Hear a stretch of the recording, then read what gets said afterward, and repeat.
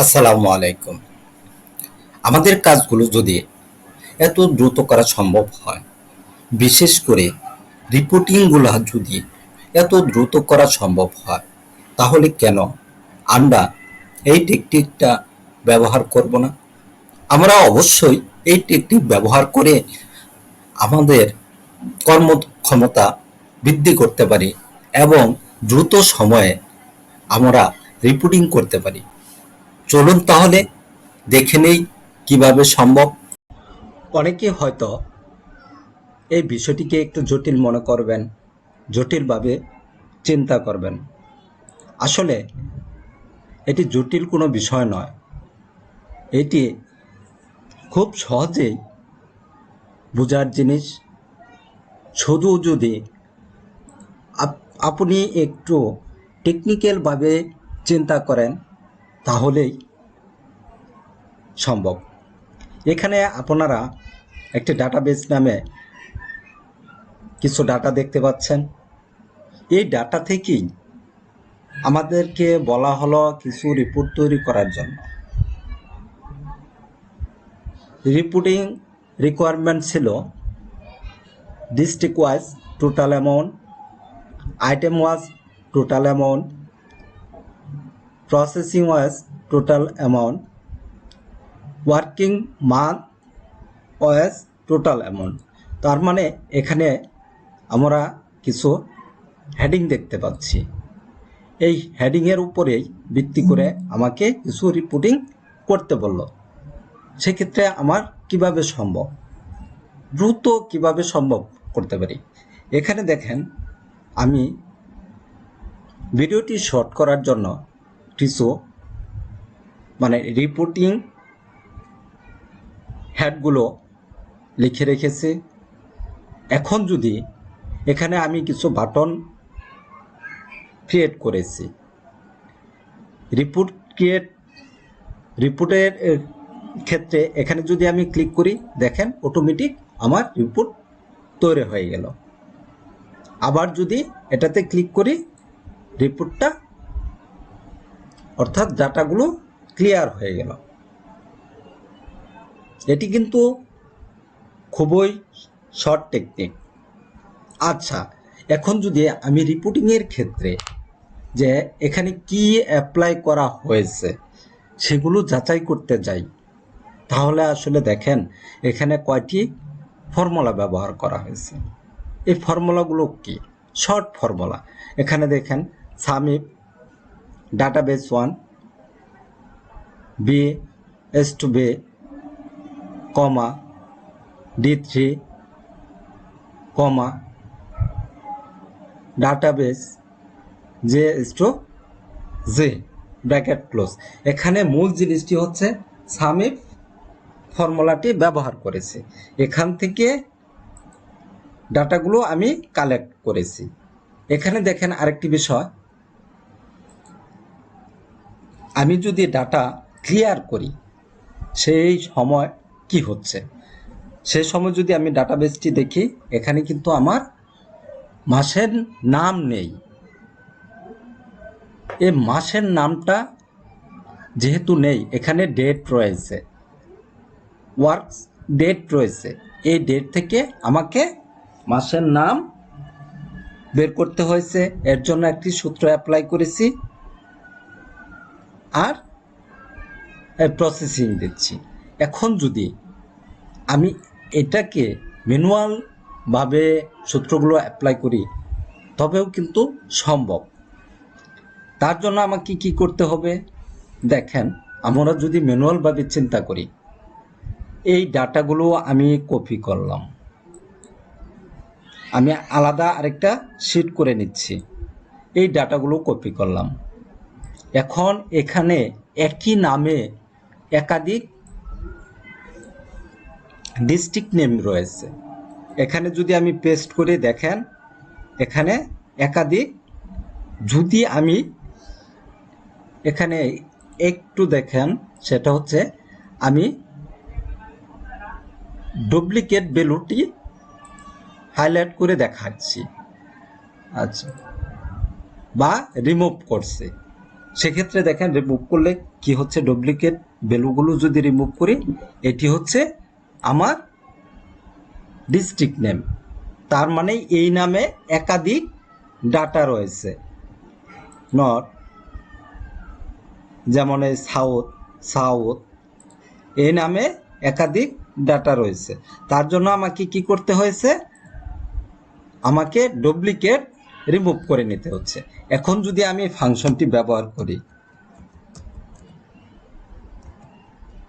Some if, some if কন্ডিশনের আমাদের যে ক্রাইটেরিয়া তা হচ্ছে সাম ইফ। কোথায় থেকে আমি সাম করব, প্রথম সিলেকশন, কমা, কন্ডিশনটি কি, কলাম C2, এই কন্ডিশনের উপরে আমার টোটাল করে দেবে কি, কোন ভ্যালুটি, জি, জি কলামটি টোটাল করে দেবে। এই হচ্ছে ফর্মুলা। এখন যদি এটাকে আমি টান দিই, দেখেন আমার ডিস্ট্রিক্ট ওয়াইজ রিপোর্টটি পেয়ে গেলাম। এখন যদি আমি আইটেম ওয়াইজে চিন্তা করি, সেক্ষেত্রে দেখেন এখানে যদি আমি আইটেম নেম সিলেকশন করলাম, কপি করছি এবং এখানে পেস্ট করলাম, এখানে দেখেন একাধিক নাম রয়েছে, ডুপ্লিকেট ভ্যালু রয়েছে, এটা আমাকে রিমুভ করে নিতে হবে। তাহলে রিমুভ করার জন্য আমি কলামকে সিলেক্ট করলাম এবং ডাটা থেকে রিমুভ ডুপ্লিকেটে ক্লিক করলাম, সিলেক্ট অবস্থায় রিমুভ ডুপ্লিকেটে ক্লিক করলাম। দেখেন আমার ডুপ্লিকেট ভ্যালুগুলো চেঞ্জ হয়ে গেছে। এখন যদি আমি এখানে আবার সূত্র অ্যাপ্লাই করি,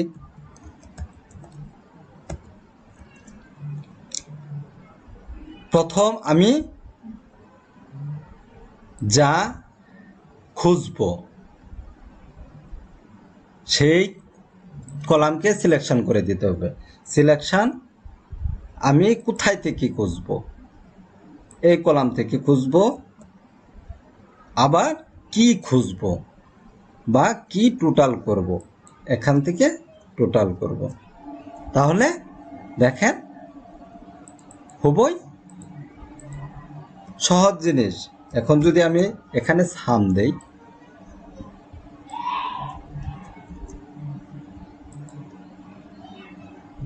এখানে আরেকটা ঘর বৃদ্ধি করে দেই, তাহলে দেখেন বুঝতে সহজ হবে।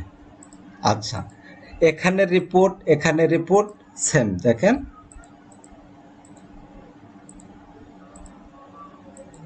এখানে রিপোর্ট সেম।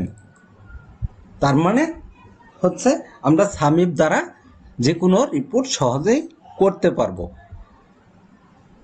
তাহলে আমরা কেন এত পরিশ্রম করতে যাই, শুধু টেকনিকগুলো অর্থাৎ এক্সেলের ফর্মুলাগুলো জানতে হবে, তার সাথে আপনাকে অবশ্যই টেকনিকগুলো জানতে হবে। এখন এখানে দেখেন আমি কি করেছি, এই সূত্রগুলোই, এটা যদি আমি মুছে দেই তাহলে আমি কোথাও পাবো না, মুছে দিলাম কিন্তু কোথাও পাবো না। এর জন্য আমি কি করেছি, শুধু দেখেন এই কোডগুলোই আমি ব্যবহার করেছি। কোথায়, এক্সেলের ডেভেলপার টুল ইউজ করে আমি এই কোডগুলোকেই ব্যবহার করেছি, যে কোডগুলো থেকেই আমাকে সে রিপোর্টিং করে দিচ্ছে। তাহলে কি রিপোর্টিংয়ের ক্ষেত্রে জটিল কিছু, আমি যদি এই কোডগুলোকে ব্যবহার করি, দেখেন সংক্ষিপ্ত একটা জিনিস দেখাচ্ছি। আমার এই ফর্মুলা নেই, এই ফর্মুলা, আচ্ছা, যদি আমি এই ফর্মুলাকে ব্যবহার করি, দেখেন কি হচ্ছে, এটা আমি টেনে নিলাম, এটা সিলেকশন করে দিলাম, এটা সিলেকশন করে টেনে নিলাম, এখানে সাম দিলাম,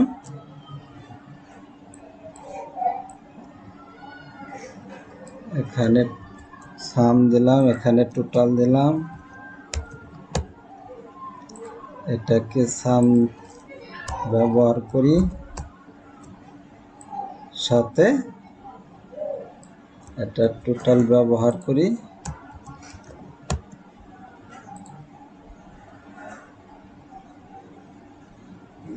ছেদ দিলাম। এখন যদি মুছে দেই, দেখেন এটা মুছে দিলাম, এটা মুছে দিলাম, আর এখান থেকে আমি এটা ব্যবহার করি, সরি, আমি যদি এটা ব্যবহার করি তাহলে দেখেন আমার অটোমেটিক রিপোর্টিং হয়ে যাচ্ছে। আমি ম্যানুয়ালি যে কাজগুলো করেছি তাই কিন্তু শুধু রেকর্ড করে রেখেছি। এই ভিডিও থেকে কিছু হলেও অনুধাবন করতে পারবেন যে এক্সেল আমাদেরকে কতটুকু কাজ সহজ করতে পারে, এবং আমরা যদি প্রপারলি এক্সেলের কাজগুলো সঠিকভাবে শিখতে পারি এবং টেকনিকগুলো যদি জানতে পারি, তবে অবশ্যই আমাদের কাজগুলো খুবই সহজ হবে এবং কাজ করে সুবিধা পাব। আর আপনারা যদি এই টেকনিকগুলো শিখতে চান এবং এই টেকনিক অ্যাপ্লাই যুক্ত এক্সেল শিট পেতে চান, তবে অবশ্যই আপনাদের সাথে যোগাযোগ করবেন। আমরা অবশ্যই আপনাকে সাহায্য করার চেষ্টা করব। আজকের ভিডিওটি এই পর্যন্তই। ভালো থাকবেন। আসসালামু আলাইকুম। আমাদের এই চ্যানেলের সাথে থাকবেন, তবে অবশ্যই আপনারা অনেক কিছু শিখতে পারবেন। ধন্যবাদ।